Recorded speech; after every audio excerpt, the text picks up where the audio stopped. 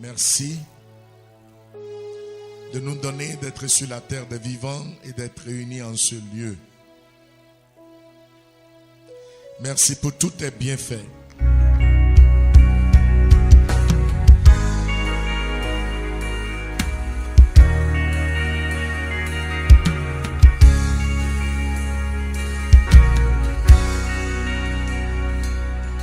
Saint-Esprit de feu, remplis-moi de toi et de toi.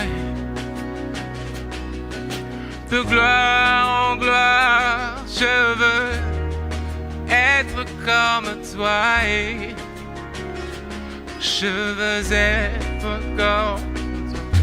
Saint-Esprit de feu, remplis-moi de toi et de toi et de gloire en gloire, je veux être comme toi et je veux être, chante avec moi, dis Saint-Esprit, remplis-moi de toi, de toi et dis-le, de gloire en gloire, je veux être comme toi, je veux être, vas-y dis-le plus fort, Saint-Esprit, remplis-moi de toi,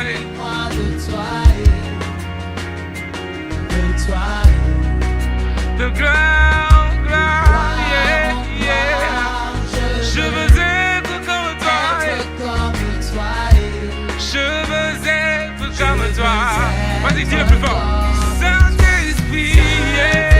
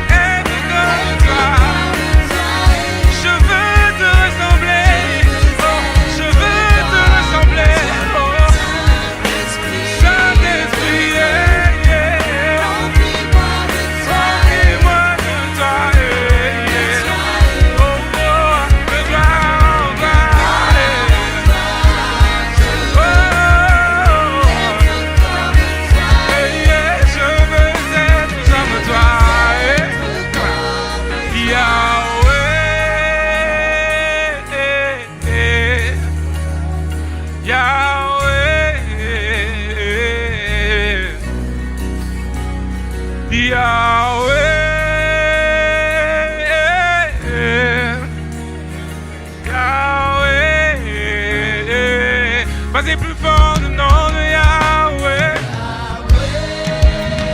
Hey, yeah, Yahweh. Yeah. Oh Yahweh. Je crie ton nom Yahweh. Crie le nom de Jésus, Jésus.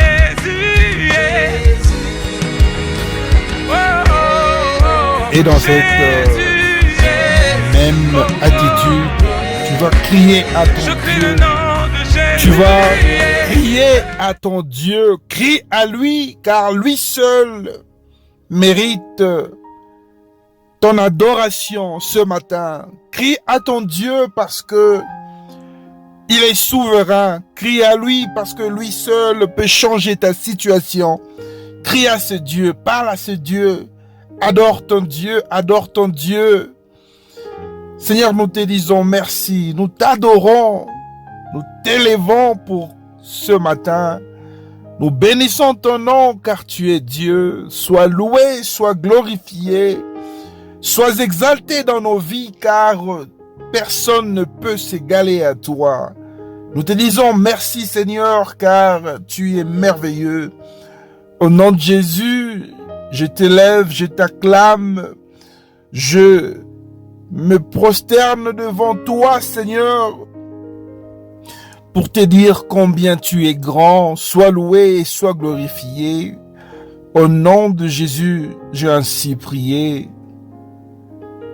Merci Seigneur, merci Seigneur.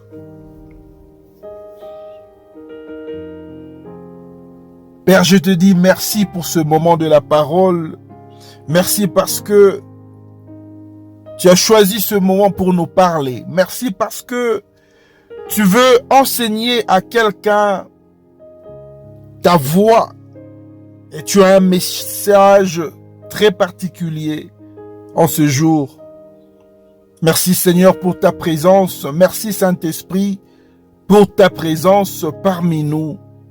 Nous te disons merci pour tout ce que tu as fait et pour tout ce que tu es en train de continuer à faire. Père, en ce 6e jour de jeûne et prière, je voudrais te rendre la gloire.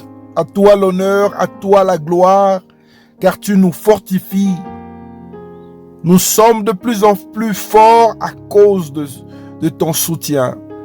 Et je recommande le message d'aujourd'hui entre tes saintes mains. Saint-Esprit de Dieu, remplis-moi de toi, remplis-moi de toi, remplis-moi de toi.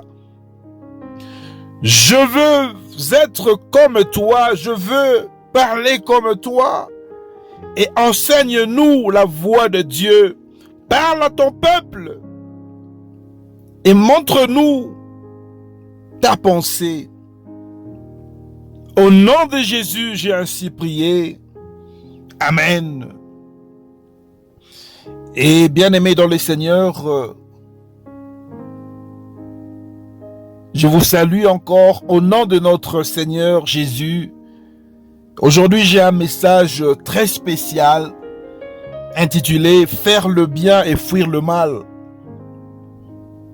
Et je peux vous rassurer que mon message n'était pas facile à concevoir. Lorsque je priais, je demandais à Dieu de me parler, de me donner un message. Et pendant que le Saint-Esprit m'inspirait pour ce message, ce n'était pas du tout facile pour moi de le concevoir. Ce n'était pas facile pour moi de le libérer, de vous apporter ce message. Et comme j'avais dit, nous allons parler sur faire le bien et fuir le mal. Et nous allons lire dans le livre de Romains, chapitre 7, versets 15 à 19. Romains 7, 15 à 19. Je vais lire au nom de Jésus. Car je ne sais pas ce que je fais. Je ne fais point ce que je veux, et je fais ce que je hais. Or, si je fais ce que je ne veux pas, je reconnais par là que la loi est bonne. Et maintenant, ce n'est plus moi qui le fais, mais c'est le péché qui habite en moi. Ce qui est bon, je le fais. Ce qui est bon, je le sais, n'habite pas en moi, c'est-à-dire dans ma chair. J'ai la volonté, mais non le pouvoir de faire le bien. Car je ne fais pas le bien que je veux, et je fais le mal que je ne veux pas. Parole du Seigneur. C'était là le livre de Romains chapitre 7, versets 15 à 19. Et aujourd'hui, j'aimerais savoir pourquoi est-ce que on n'arrive pas à faire le bien qu'on veut faire.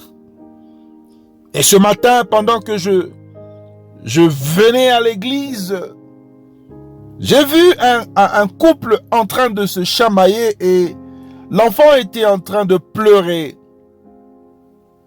Et l'homme était en train de taper sa femme. Et comme j'étais en train de passer, je ne pouvais rien faire, mais je me suis juste posé la question de savoir pourquoi cette personne fait ce genre de choses.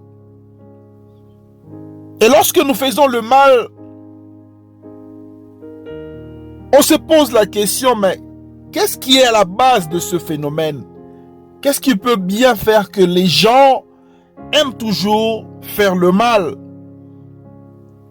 Pourquoi est-ce que les gens préfèrent de faire le mal au lieu de faire le bien?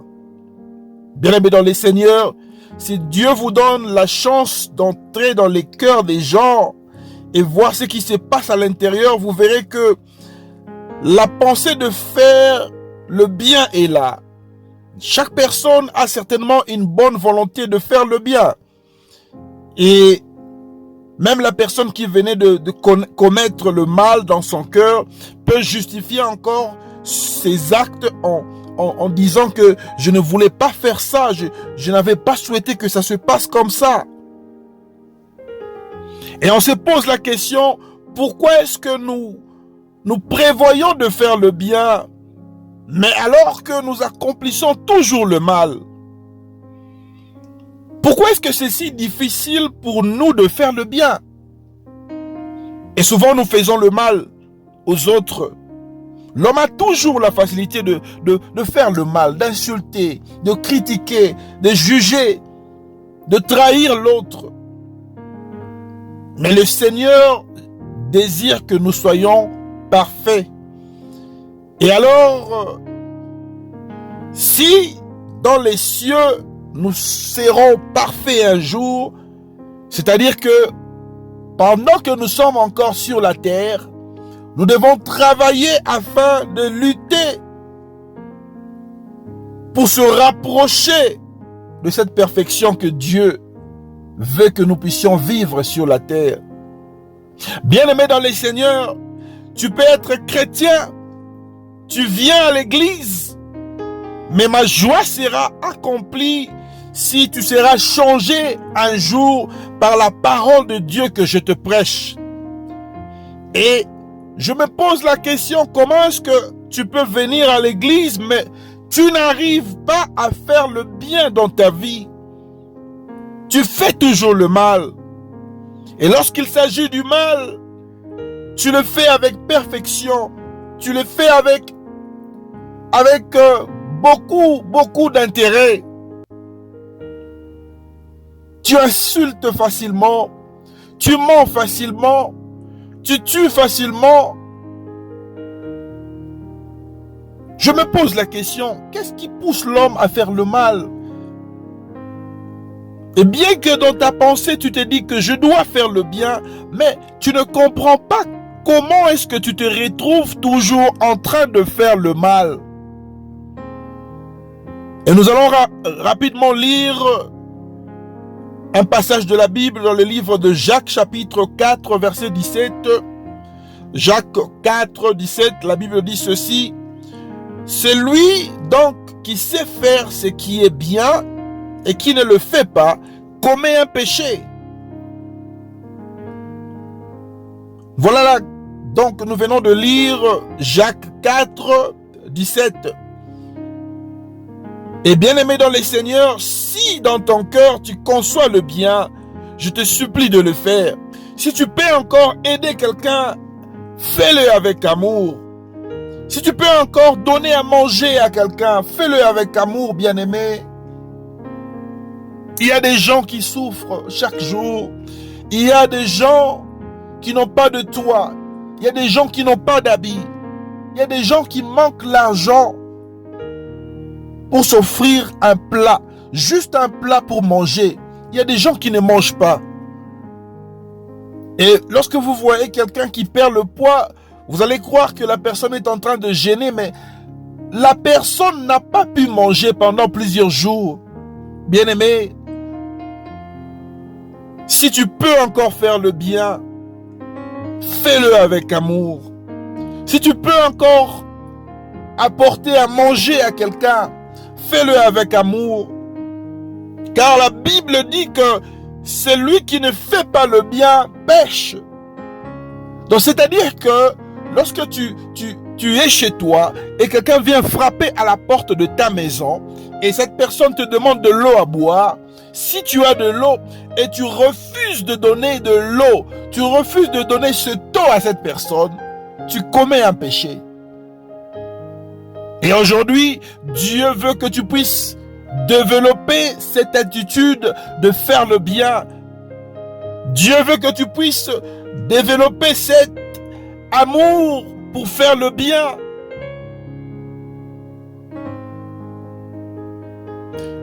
Et plusieurs personnes ont la difficulté aujourd'hui de faire le bien. Et je me pose la question, qu'est-ce qui peut bien être à la base de ce mal? Qu'est-ce qui peut bien être au centre de ce qui pousse l'homme à toujours faire le mal? Peuple de Dieu, aujourd'hui Dieu veut que tu puisses marcher selon sa volonté. Et je sais que ton cœur planifie de faire le bien. Je sais que tu te dis des fois, je veux vraiment faire le bien, mais il y a quelque chose qui ne te pousse pas à faire le bien. Il y a quelque chose qui t'empêche. Tu veux aider quelqu'un, mais il y a une autre voix qui vient te dire que tu ne peux pas faire ça. Tu veux assister quelqu'un, mais il y a une voix qui vient en toi pour te dire que tu ne peux pas faire ça. Tu es à la maison, tu regardes la télé et il y a un mauvais programme qui peut affecter ta vie spirituelle qui passe.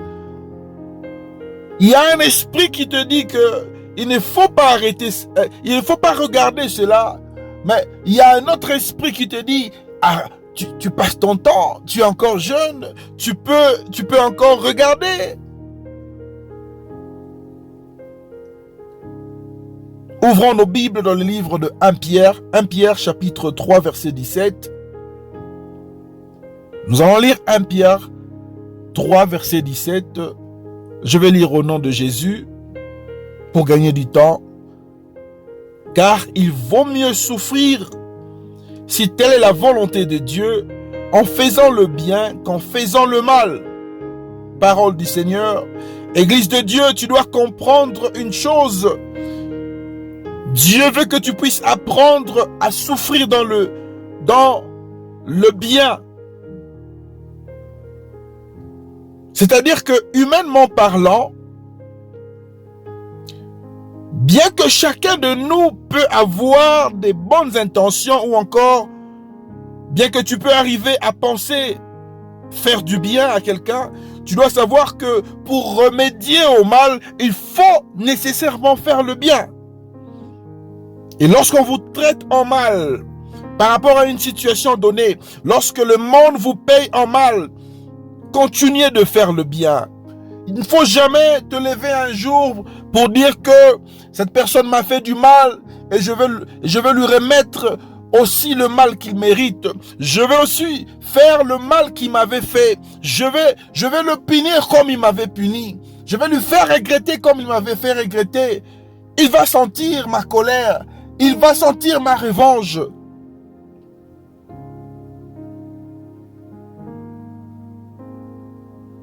Et c'est comme ça que le bien devient difficile à faire. Parce que plus que ça devient difficile, plus vos actions en bien deviennent forts et puissants. Et vous devez comprendre ceci. La différence entre le royaume de Dieu et le royaume de Satan, c'est facile à comprendre. Dans le royaume de Dieu, nous sommes animés par le bien ou encore par l'amour. Nous marchons dans le bien. Nous devons vivre en harmonie avec Dieu et nous devons aussi vivre en harmonie avec son prochain. Tandis que dans le royaume de Satan, il y a l'absence totale du bien. C'est pourquoi le mal domine, la haine domine. Et dans le royaume de Satan, c'est normal, ce sont des sentiments qui sont normales. Et maintenant, je voudrais te poser une question. Lorsque tu fais le mal, tu appartiens à quel royaume, bien-aimé? Lorsque tu voles, comme si cela est un appel que tu as reçu de la part de Satan, le mensonge devient comme un titre de séjour qui vit avec toi. Et tu tues comme si tu avais affaire à des moustiques, alors que tu verses du sang humain. Et tu as l'habitude d'escroquer pour vivre. Tu vis dans l'adultère. Tu trompes facilement. Tu insultes facilement. Oh mon Dieu. Et en parlant d'insultes, il y a des gens dans ce monde qui peuvent finir quelqu'un comme de l'huile qui fond dans une casserole, soumis au feu lorsque la personne vous insulte. C'est-à-dire que des gens spécialisés en insultes. Aujourd'hui, on trouve des gens qui critiquent facilement. Critiquer est devenu un phénomène normal pour les chrétiens.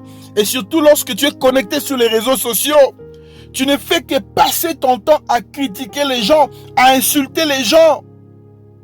Et tu passes ton temps à faire du mal. Bien-aimé dans les Seigneurs, Dieu veut que tu puisses changer cela. Dieu veut que tu puisses changer ta marche. Dieu veut que tu puisses te conformer à sa parole. J'aime la Bible. Et c'est pourquoi j'aime beaucoup lire la Bible. Nous allons lire un passage rapidement dans Jean chapitre 13, verset 35. Si vous avez votre Bible, nous allons lire dans Jean chapitre 13, verset 35. Je lis au nom de notre Seigneur Jésus. À ceci, tous connaîtront que vous êtes mes disciples, si vous avez l'amour les uns pour l'autre. Jean chapitre 13, je reprends encore, verset 35, la Bible dit ceci. À ceci, tous connaîtront que vous êtes mes disciples, si vous avez de l'amour les uns pour les autres. Et bien aimé, l'uniforme qui identifie un enfant de Dieu, c'est l'amour. L'amour est comme l'uniforme que nous portons lorsque nous allons à l'école. On nous identifie par rapport à l'uniforme que nous portons. Et chaque uniforme possède le nom d'une école, le nom d'une institution éducative. Et l'amour identifie les chrétiens par rapport aux gens de ce monde. Et c'est pourquoi Jésus avait dit un jour que l'amour est le plus grand de tous les commandements. C'est-à-dire que tu ne peux pas faire du bien si tu n'as pas un cœur rempli d'amour. Et aujourd'hui, laisse que l'amour puisse remplir ton cœur. Laisse que Dieu puisse remplir ton cœur d'amour pour faire du bien à ton prochain, pour vivre dans le bien et sortir du mal. Bien-aimé, tu seras incapable de faire du bien si ton cœur est incapable d'aimer ton prochain. C'est pourquoi quelqu'un ne peut pas vous dire qu'il aime Dieu avant qu'il puisse aimer son prochain. Que personne ne vous dise que j'aime Dieu alors que tu n'aimes pas ton prochain. Aujourd'hui, bien-aimé, je voudrais te dire une chose très importante. Fais le bien chaque jour de ta vie. Fais le bien afin que tu puisses vivre une vie victorieuse en Jésus. Fais le bien, bien-aimé. Que le Saint-Esprit te pousse à faire le bien. Que le Saint-Esprit te conduit aujourd'hui à faire le bien. Et si tu te poses des fois les questions de savoir pourquoi est-ce que lorsque je veux faire le bien, je fais toujours le mal. Même si je dis que je ne vais pas haïr quelqu'un, je finis toujours par haïr. Même si je dis que je ne vais pas insulter, je finis toujours par insulter. Tu te poses la question de savoir qu'est-ce qui fait que je passe mon temps à insulter mes enfants, à insulter ma famille. Tu te poses la question de savoir qu'est-ce qui fait que je n'arrive pas à vivre dans la paix avec mon mari. Bien-aimé dans les Seigneurs, fais du bien pendant que tu es encore sur la terre. Fais le bien à ton prochain pendant que Dieu t'accorde encore la grâce de vivre. Et c'est pourquoi aujourd'hui, Dieu veut nous parler. Dieu veut parler à son peuple. Dieu veut que nous puissions faire le bien. Dieu veut que nous puissions vivre dans le bien. Dieu veut que tu puisses sortir du mal. Arrête avec cette histoire de critiquer. Arrête avec cette histoire de te moquer des autres. Arrête avec cette histoire de faire du chantage aux autres. Arrête un peu avec l'escroquerie. Arrête avec le mensonge. Bien-aimé, donne-toi au Seigneur. Force-toi de faire le bien. Car faire le bien devient comme un fardeau. Parce que Satan veut contrôler ta vie. Parce que Satan veut t'éloigner et te garer de la voie de Dieu. Bien-aimé, fais le bien alors que Dieu te garde encore en vie. Et si ce message t'interpelle aujourd'hui, j'aimerais que tu puisses prier. Tu vas prier pour que Dieu puisse te donner un cœur pour faire le bien. Tu vas prier pour que le Saint-Esprit